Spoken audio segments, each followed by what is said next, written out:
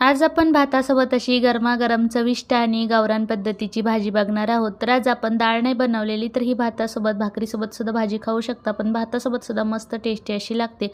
चला तर मग रेसिपीला सुरुवात करूया.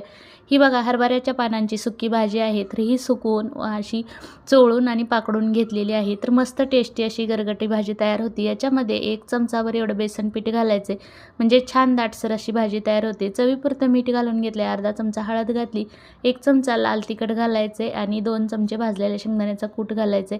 तुम्ही याच्यामध्ये हिरवी मिरचीसुद्धा घालू शकता आणि 1 चमचाभरच एवढी मुगाची डाळ घालून घेतली. आता हे सर्व मिक्स करून घ्यायचे, म्हणजे पाण्यात जेव्हा आपण गरगटणार आहात तेव्हा गाठी होणार नाही. तर इथे आपण लसूण ठेचून घेतला आहे बघा, ओला लसणाचा कांदा आहे आणि तो इथे खलबत्त्यात ठेचून घेतला मी. कढईमध्ये 1 पळी एवढं तेल घालून घेतले, जिरं मोहरी घालून घ्यायची. जिरं मोहरी चांगली तडतडल्यानंतरच यामध्ये जो ठेचून घेतलेलं लसूण आहे ते घालून घ्यायचा. हिंग घातला चिमूटभर.